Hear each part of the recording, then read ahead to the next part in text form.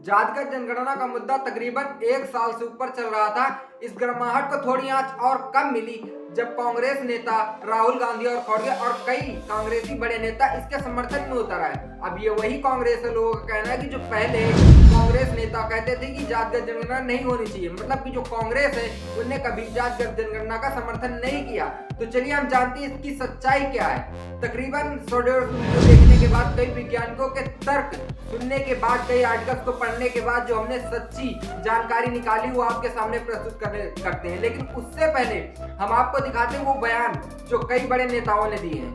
तो लग जाए देश में ओबीसी कितने हैं, दलित कितने हैं, आदिवासी कितने हैं, और अगर आप ये काम नहीं करेंगे तो ये ओबीसी पर अपमान है।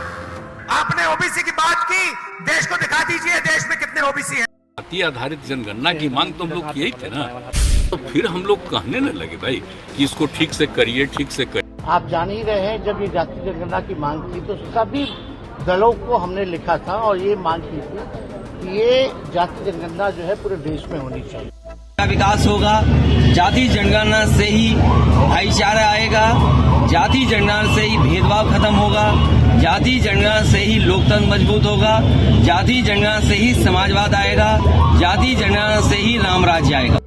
देखिए, जाति जनगणना होनी चाहिए, पूरे देश में सारे विपक्षी पार्टियों की मांग है। वहीं मल्लिकार्जुन खड़गे का कहना है कि 2021 में नियमित 10 वर्षीय जनगणना की जानी थी लेकिन यह नहीं हो पाई।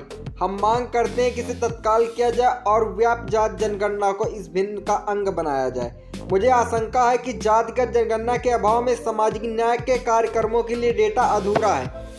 वहीं मायावती का कहना है देश में ओबीसी समाज की अलग से जनगणना कराने की मांग बीएसपी शुरू से ही लगातार करती रही तथा अभी बीएसपी की यही मांग है और इस मामले में केंद्र की अगर कोई सकारात्मक कदम उठाती है तो फिर बीएसपी इसका संसद के अंदर और बाहर भी समर्थन करेगी। इसके बारे में हम कोई बात करें उससे पहले हम जान लेते हैं आखिर जनगणना भारत में कब और कैसे हुई और अब तक कैसे होती हुई आ रही है। भारत में जनगणना सन 1872 में गवर्नर जनरल लॉर्ड मोयो के शासनकाल के दौरान में हुई थी और पहली सिंक्रोनस जनगणना सन 1881 जिसको WUC प्लोडेन द्वारा ब्रिटिश शासन के तहत ली गई।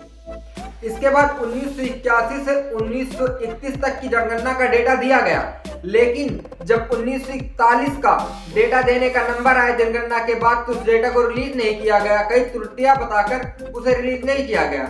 उसके बाद हम आजाद हुए और आजादी के बाद जब स्वतंत्र भारत की पहली जनगणना हुई 1951 में तो उसमें ओबीसी और जनरल की जनगणना नहीं हुई, उसमें सिर्फ एससी और एसटी की जनगणना हुई।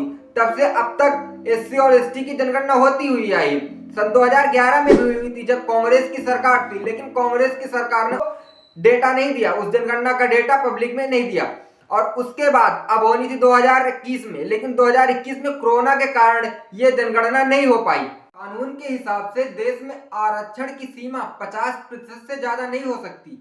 अभी देश में 49.5% आरक्षण है, जिसमें से ओबीसी को 27%, जिसे अदर बैकवर्ड कास्ट कहा जाता है, वहीं पर एससी को, जिसे अनुसूचित जाति कहा जाता है, 15% है। अगर हम बात करें एसटी की तो 7.5% है, तो टोटल 49.5% होता है। वहीं पे श्रमिकों को, जो सामान्य वर्ग के लोग हैं, जो आर्थिक रूप से कमजोर हैं, उन्हें 10% का आरक्षण दिया जाता है, जिसे आप EWS के नाम से भी जानते हैं। एक सवाल और भी कि क्या जातिगत जनगणना होनी चाहिए, तो सवाल लगभग 90% लोगों का है हाँ, लेकिन इसमें दो तर्क हैं। कुछ लोगों का कहना है कि सभी जातियों का सारा डेटा ले लिया जाए लेकिन जाति ना पूछी जाए, लेकिन वहीं कुछ लोगों का कहना है कि सभी जातियों के डेटा के साथ उनकी जाति को भी पूछा जाए। वहीं पर कुछ लोगों का कहना है कि जातिवाद को खत्म कर दिया जाए और अमीर और गरीब के हिसाब से अगर किसी को आरक्षण देना तो अमीर और गरीब के हिसाब से दिया जाए। इसी चीज का आप एक उदाहरण ले सकते हैं। जातिवाद को खत्म करने के लिए दीपांकर स्वामी ने एक अभियान चलाया है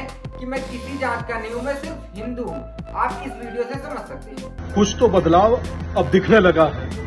अगर कोई मुझसे पूछता है कि कौन हो तो मैं कहता हूँ हिंदू। लेकिन अगर वहीं पर इसके विपरीत हम बात करें, एमपी के मुख्यमंत्री शिवराज सिंह चौहान जो कि बीजेपी से हैं, उन्होंने ब्राह्मण कल्याण बोर्ड को बनाने की योजना लाई है। वो उनका ये भी कहना है कि अगर कहीं कोई मंदिर नीलाम होता है तो इसके उत्तराधिकारी, वहाँ के जो कर्मचारी या वहाँ के जो महंत वो होंगे, ना कि सरकार होगी। तो फिलहाल इस वीडियो में इतना ही। हम अगली वीडियो में बात करेंगे कि आखिर मोदी जी जो बीजेपी सरकार है वो जातिगत जनगणना कराने से नकार क्यों रही है, अभी तक कोई बयान क्यों नहीं आया इसके बारे में। और हम बात करेंगे विपक्षी राजनीति के आगे विपक्ष इस चीज को लेकर क्यों जोर शोर मचा रहा है, 2024 में इसकी रणनीति क्या होगी। और हम इससे लेकर बिहार की जो भी राजनीति उससे रिलेटेड बात करेंगे, बिहार में जनगणना में क्या आया।